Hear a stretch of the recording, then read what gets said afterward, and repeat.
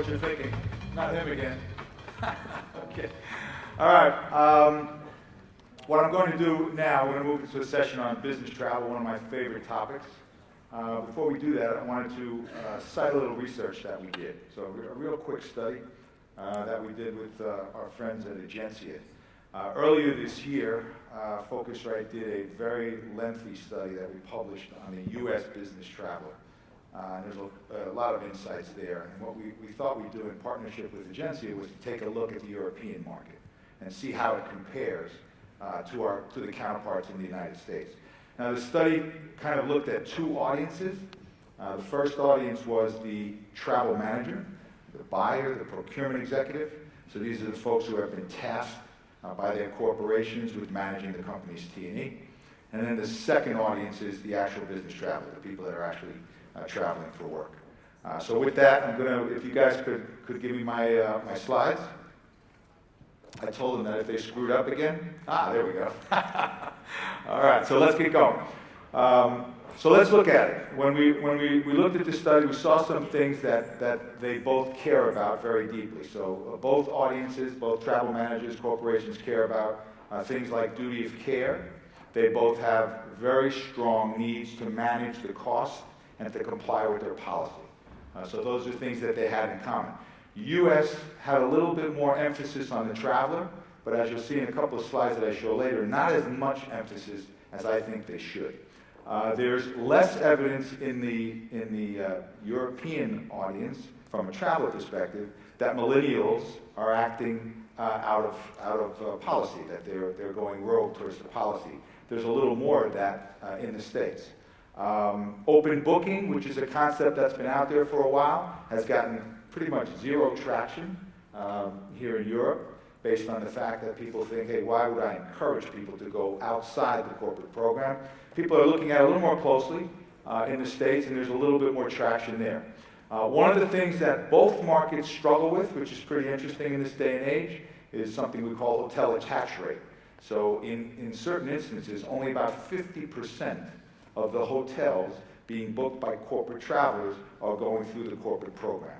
So I found that astounding, this in 2016, that we're still having that. But a lot of it is due to the fact that you'll see later that they are finding their way outside booking channels to the OTAs, to direct supplier sites, and as a result, they're seeing that rogue behavior. Mobile technology, important. We talked about a lot at the conference. In the business travel theater, not so much. They're not responding as well. I think they're still trying to figure out what should I be doing with respect to mobile, and we're going to talk about that in a second with our panel. Sharing economy, again, a mixed bag when it comes to private accommodations. Not really accepted at all in Europe, accepted a little bit in the States, a little bit more in the States.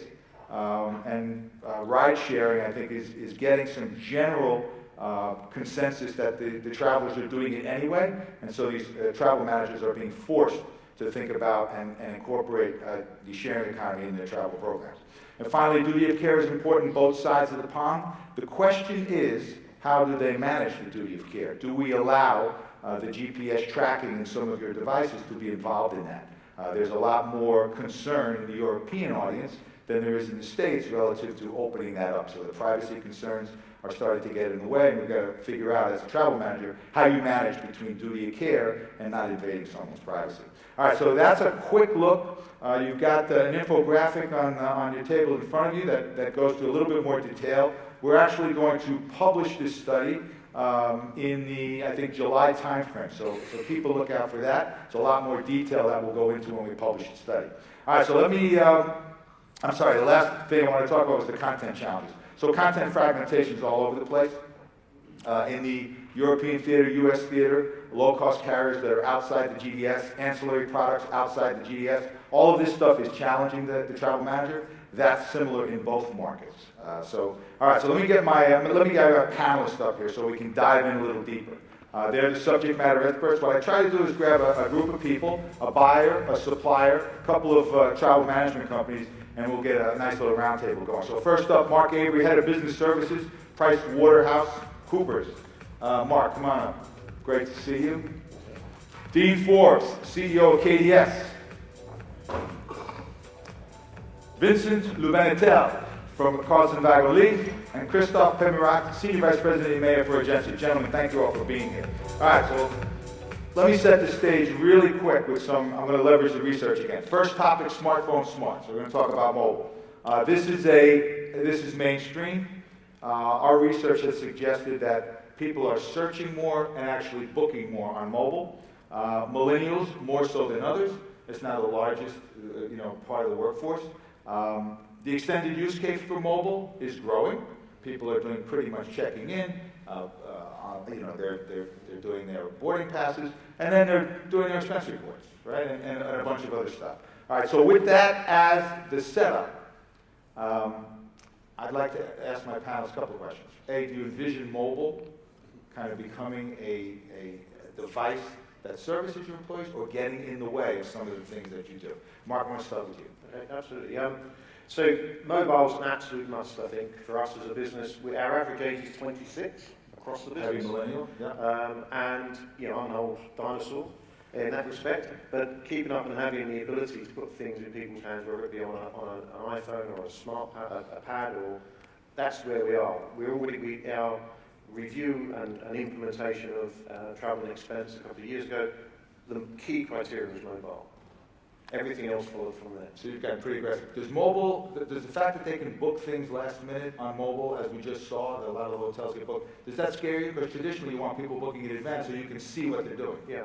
So I actually think there's an element there. There is a challenge for the business in the sense of getting that content and bringing that direct content in, because you've got the hoteliers, etc., advertising content direct, i.e. you get this if you go direct, that kind of thing. That's a challenge to us. However, I think these guys and the technologies they're bringing to us gives us a service wrap that means that we can manage our travellers within that. Why would a traveller want to go somewhere else if we can make it that easy for them? But I think it's about bringing that content to us rather than totally around. Let's talk about the service wrap. Vincent, I want to go to you next. You guys invested significantly, bought WorldMate, you got CWT to go. Clearly it's a big investment model. Are you seeing the take-up on the corporate side relative to the mobile app? Yeah, definitely. We started our journey through the itinerary management functionalities, and now we see mobile as not just being a third booking channel, but also for us an enabler to remain in contact with the traveler, not only before but also during and after the trip, which is really great because it opens up a lot of opportunities for us to also evolve our business model. Christophe, Egencia, same way, invested a lot in mobile. Are you at all concerned about some of the direct relationships that people are creating through their mobile devices, so supplier direct, where they start to get in the way potentially of the relationships that you have with the customer? No, so for me, I'm not concerned. I am encouraged. The more I see technology and online adoption and digital adoption, the better it is for the technology player. For me, mobile is an additional channel, but it comes as a multi-device strategy. When you look at what we are doing at Egencia and Expedia in general, more than 50% of our mobile users are also using a desktop or a laptop, and you need to be able to have a technology with responsive design. You can start a booking on your desktop and finish it on your mobile and vice versa. So for me, the more we have the use of technology, mobile, laptop, desktop, etc., the better it is, and we are not afraid of anything going direct. All right, and so as a technology guy, you got to build all this? Yeah. Well, how much harder is it on the mobile side? Did you guys build responsive design originally? Because a lot of the OBTs did not. Yeah, we did responsive design originally, and then you have to think about the different mobile and then platforms. applying the policy and all the other stuff that you have to do. So it's not that simple. No, but the way we approached it is to make it use case specific. So it's interesting in the statistics, the nature of the use of the smartphone as it relates to corporate travel, when people take that device out, and what do they rely on it for, and at the same time, what is it a good device for? So disruption management, great use case for the smartphone. Planning a trip 2-3 weeks out, probably there are other equal, if not superior, platforms on which to service that use case. So, building it with a use case oriented thought process is what's really helped us. Yeah. All right, we'll leave it there. Let's go to our next topic, sharing economy impact. Heard a little bit about it. It's really touching every segment of the travel industry. You know, it's relative to lodging, renting, riding, tours and dining. People are sharing more, they're getting more comfortable with it. Mobile ride hailing is pretty much accepted. Our statistics, I think, are lagging a little bit, quite honestly. I think people are doing it more often. And then when you saw some statistics about millennials, there's like a doubling effect. Right? So 1 in 10 of us old dinosaurs, twice as much when you talk about millennials. So with that as the setup, is this a good or a bad thing for managed travel? You've got a duty of care responsibility, good or bad? I think it's a good thing in the sense that it brings different content to people. I think the challenge we have, and you've touched on already, is how do we match that with bringing that content in and getting the duty of care piece right? And that's one of the biggest challenges, I think, from a corporate point of view, is the balance between content and duty of care and making sure that we're taking responsibility for our people. We can't just hand over responsibility and expect it to be no longer our issue. It's always going to be there for the corporate. Do you have a ride-sharing company approved in your program today? No. Are they using it though? In terms of things like Uber, yeah, absolutely, yeah. We choose to allow people to do what they like in that area. Okay. So if you look at ground transportation, the pre-booked airport transfers, typically they're being booked through the process. There is a process there. But on the road, people, you know that they're doing it? We know they're doing it through the expense side, absolutely. We spend a fortune. I want to talk to my 2 travel management companies because this kind of falls outside your domain, right? You're not able to kind of bring this stuff in yet. Any plans to do that? What's your take on ride sharing and on private accommodations? So for me, technology brings transparency and ultimately choice for the travelers. So we follow the request of our customers. So we heard a lot about Uber, so we have integrated with Uber. If tomorrow there is a demand for HomeAway, we'll integrate the HomeAway content. And here we clearly understand that there could be constraints for corporations on duty of care, as you mentioned, Mark, but also on insurance policies. Once they have sorted that out, we'll very happily make the required connections to bring the right content to the travelers and the travel arrangers. Okay, and so the same question for you, Vince. Same, I think we could share the same position in the sense that we also integrated Uber in our mobile app, for example. I really see the sharing economy, or so-called sharing, because I don't really believe in the first word, as being an additional content and an additional supply. That's just a different content that we need to manage, and it's our job to figure that out. We hear the constraint, but in the meantime, it's not just a trend. It's there to stay from our perspective. And so I'd make the analogy with low-cost carriers a few years ago. I mean, what we heard was it's just for leisure travelers, it's just for youngsters, it won't be in the GDSs, it won't be integrated in the travel programs.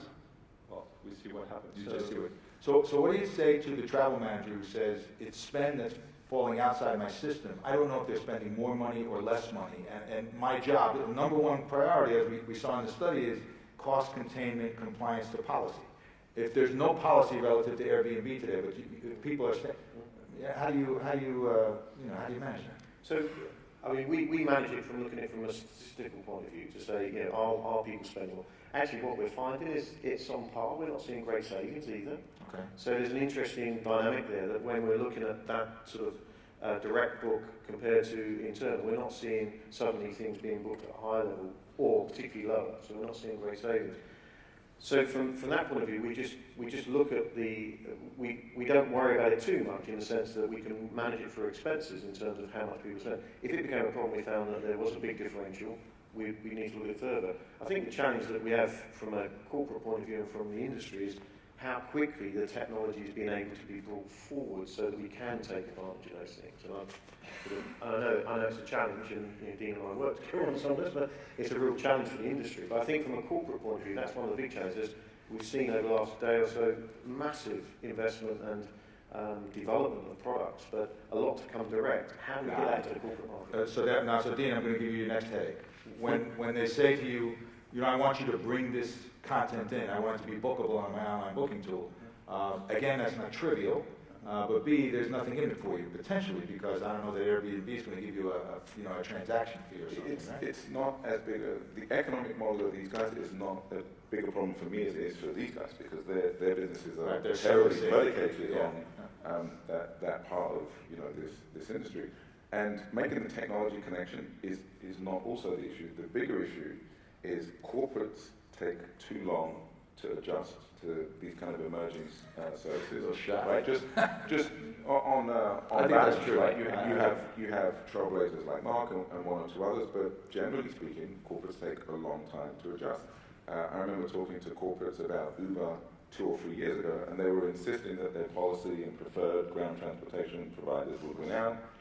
Today's reality is what Mark's describing, and you'll still find corporate travel managers who will tell you that Uber's not in their policy, it's non-compliant, and therefore either isn't or should not be being used, and is. Well, it's head in the sand. I think a lot of them don't want to create a policy. And the study said that about 40% of the U.S. study, they're not even considering, a policy around it. And I think that's just a head in the sand reaction people are doing.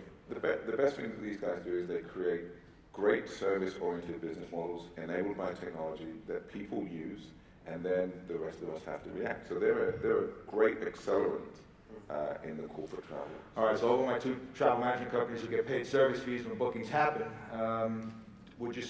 today if someone said, yeah, we want you to service our Airbnb reservations, is that an economic conversation? I think yesterday there was a good comment from Expedia saying that ultimately this is the consumers that drives the choice of content and what they want. So then it's our job to figure out how to monetize this. So it's a good problem to deal with from my perspective, and the sooner the better. Okay. Well, I fully agree. For me, technology is an enabler, and it starts with the customer. So today I have more requests from my customers to have ancillary services on the website that I have on integrating the HomeAway content.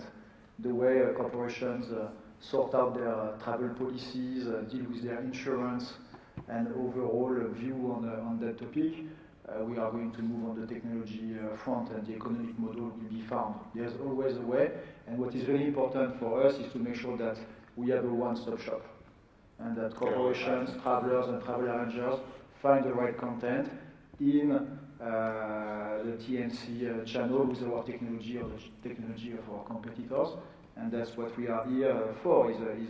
The open booking model is a bad answer to a real challenge, and that challenge is to bring the right content for the traveler and for the travel arranger. In the last session, because we talked a little bit about content, I got some other content conversations, but Peter talked a lot about the progress Booking is making on business. So let's move to our next section here. It's number 3 is what's going on here. So in the good old days of managed travel, there's 3 things that you really focused on, and I'd argue that you still focus on them today. It's the cost, it's the control, the duty of care, and it's the compliance to the policy, right? That's the basic way things were done. Now, when we looked at this study, that's the way it measured out. Travel managers are still focused there.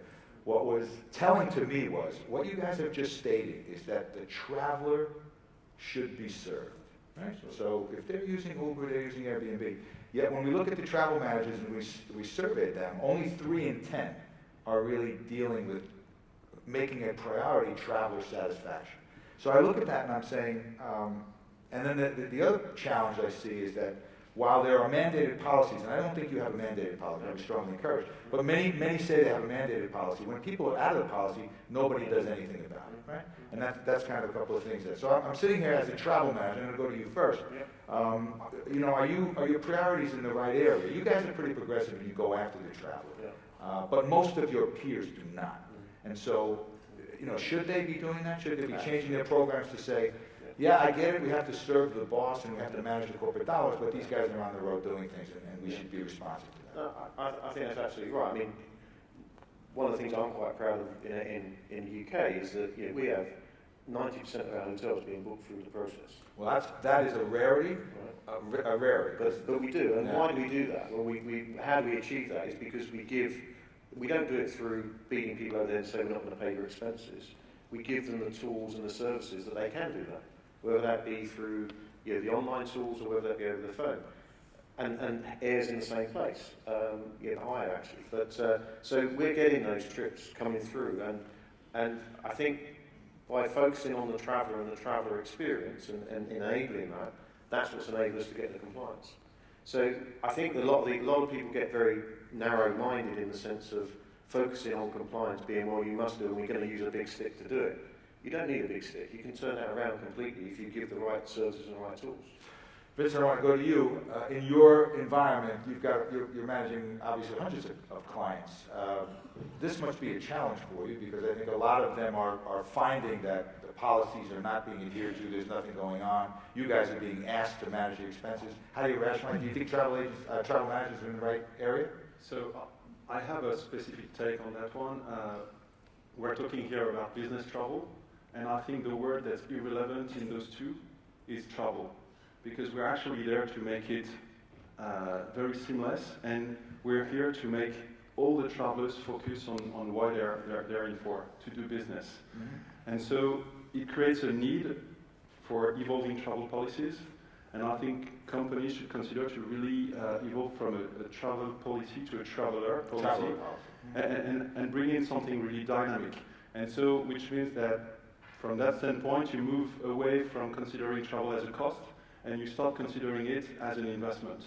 And then comes the notion of a travel ROI, purpose of the trip, etc. I don't disagree, but how many of your travel managers are actually that progressive in thinking that way? So when it's about taking into consideration the well-being and all that notion of stress, duty of care, we've had a low traction 3 years ago. It started to take off in the Nordics, notably, and in the most progressive companies in the US, but it still remains fairly limited. We're now trying to evangelize that theme towards all our corporates, but I mean, whenever times are hard, it brings it back to cost. So That's right. And that's typically been the knee-jerk reaction. When times get bad, we either cut travel or reduce what they're doing. Christophe, are you seeing similar things? I mean, do you get frustrated with your travel buyers? No. For me, what I see is that travel policy is enforced on our portfolio. Travel managers, buyers in general want to enforce a policy. It could be more or less strict, but it is enforced. And what really matters to have an efficient policy is to offer choice within that policy. And we come back to the themes raised by Mark, which is if you have the right technology that is offering the right choice for the traveler or the travel arranger at time of booking, you are able to enforce your policy. If you do not provide your users with the right tools or the right solutions, they will go out, and then your policy doesn't work. So for me, again, I think it is a question and a challenge for this industry to provide the right tools for the travelers. Hence all the discussion on bringing the standards that we develop for the leisure into the world of corporate to make sure that the tools are adopted. But when you have the right tool, users, travelers, travel arrangers are using it, and your travel policy is enforced. You were going to say something, go. I think that's the thing, is that we don't start it. When that cost constraint comes in, you're right, the challenge is around reducing costs. But actually, if they're not coming through the process in the first place, how are you going to influence that? Right. You then influence it by expense, you've lost them already. So if you can actually get them in and give them the service and experience, it's much easier to tinker and actually drive those business decisions as well. Now, full disclosure, you guys have what I would call a very traveler-centric policy. You're business class. You still have some first class travelers. You stay in nice properties. Well, you stay in business class over 3 hours. Right. So over 3 hours. Now that's a fairly liberal policy, right? Many would say 6 or 8 or 10 hours. So from that perspective, I can see adherence to the policy being high. If you were to turn around tomorrow and say, okay, our policy is now 8 hours, your audience would. We would have a challenge, and from our point of view, obviously as a professional services firm, our assets are our people. Right. So therefore, treating them as attracting talent and all those kind of things are very important to us as well. So we're in a fortunate position. But you're right. If I step into another set of shoes, would we? I think you can still apply the same, because if people are going outside anyway, you're not influencing another one with a big stick. So you have to manage that through. But if you give them good service, even if the policy is tighter, you can still give them good service. All right. Dean, as the tech provider here, when people are off the grid, you've got policy management in your tool. What are you seeing? Are you seeing people leverage it and use it? Well, we have a broad spectrum of clients, right? And I think the kind of focus here is business first. I think Vincent said it, right? It's about the business that the travel is taking place to support. So in Mark's environment, he has a kind of certain caliber of traveler. Those travelers are probably jumping into territories, running meetings, jumping back out. He wants those people in as many meetings in front of many customers in as short a space of time as possible. So having them travel comfortably makes a lot of sense. We have manufacturing clients who are sending people for 2 and 3 week assignments, where sending them out a day or a couple of days in advance makes a lot of sense. In which case you would need business class travel, or the need for business class travel is kind of lower down the priorities. So it's business first. Our job, as Christoph kind of alluded to, is to be able to cope with the range, right? To just cope with the range and let the business people decide where to put the needle. All right, last topic. What's become of my content? In the study, challenges on both sides of the pond. Airline websites have gained 6 points a share. LCCs are now 20% of the market. You got the Lufthansa issue going on. You've got Concur building direct connects and open booking. You've got some of the itinerary aggregators actually saying, hey, we'll pick up this stuff that falls outside the program. Business travelers are split. Interesting that business travelers today, the number one place they go is not the corporate booking tool. They start at an OTA, they go to a supplier.com website, and then they find their way back into your booking tool. That carries over to booking, and there's more headlines, right? Ancillary fees are still a challenge for you guys. You can't figure out what the total cost of the ticket is until he's actually returned from the trip. All right, so with all of that, what does all of this content fragmentation portend for the traditional travel environment? I'm going to talk to you because you're the one that's got the biggest problem. Okay, yeah. I think it comes back to the point I raised earlier in terms of, I think the ecosystem needs to expand to be able to bring in these direct connects and this content where we need it. In order to maintain its position. Over time, as we see more and more advertising and direct connection from the supply base, we are going to see potentially an aggregation of users, people going direct.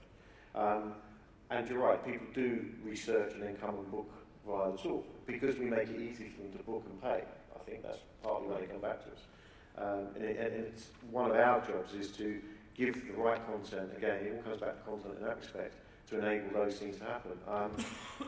I think in terms of what does it mean to the traditional ecosystem, it needs to expand and be different and be agile to be able to take that in. Christoph, how do you give your customers a view into the total cost of a trip today? Through reporting, but for me the basis is that we are a marketplace, and the technology that we develop is we develop a marketplace with a travel policy layer, the rules being defined by the corporations. So, and if you don't have the right content, they will go outside and they go to Expedia or they go to Hotel.com or to our competitors. And you see here that it is the leisure brands that are really building the standards that people want to find in the corporate travel environment. So we are bringing the standards developed and adopted in the leisure space into the world of corporate, and we offer them the right content, this notion of marketplace, and then we have a proper reporting on what they have bought through us. Then the discussion with the corporations is to say, okay, what is most important for you to have your ancillary services on the website or the on-the-way content? And their answer was, okay, I want to have my ancillaries, which we did develop and launch recently, and then you give them proper reporting as you would for any other line of business. Vince, I don't put you on the spot. What was your take with Lufthansa? How are you handling that? Well, I mean, our take on this one is that it adds a lot of complexity, and it's just costs that are pushed to some other parts of the value chain. It creates some problems when you think of security concerns, and that's a big thing today because we want to be able to identify and locate the travelers whenever there's something. It creates a problem to integrate back those data into our back office systems for the reporting purposes that we were mentioning. But I think what's very important in the content piece is bringing back to what we were saying about the traveler dictating what he or she wants. You want a lot of content, And in the meantime, you want to make sure that you display as little content as possible to your traveler, because you need to be good enough in terms of personalization so that the choice can be made on the first page. So there's a lot about personalization in the content. All right, I'm going to leave it with you because I want to know how you feel about the fact that you're in third place. You got a booking tool, but they go to other places. I don't feel any way about it. The reason is booking tools have underinvested in the user experience for such a long time. I'm not surprised that when you survey the globe, the statistics come out this way. There's one question about content. There's another question about user experience, right? Because just presenting all of the content that if the user is smart enough and patient enough that they find it is not the answer.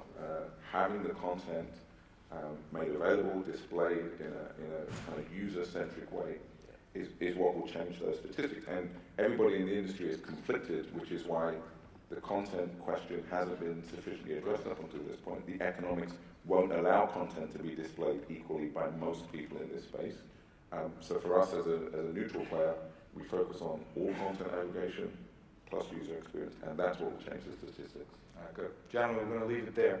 I want to thank you all for participating. Give them all a round of applause. Mark, Vincent, Dean, and Christoph. Thank you.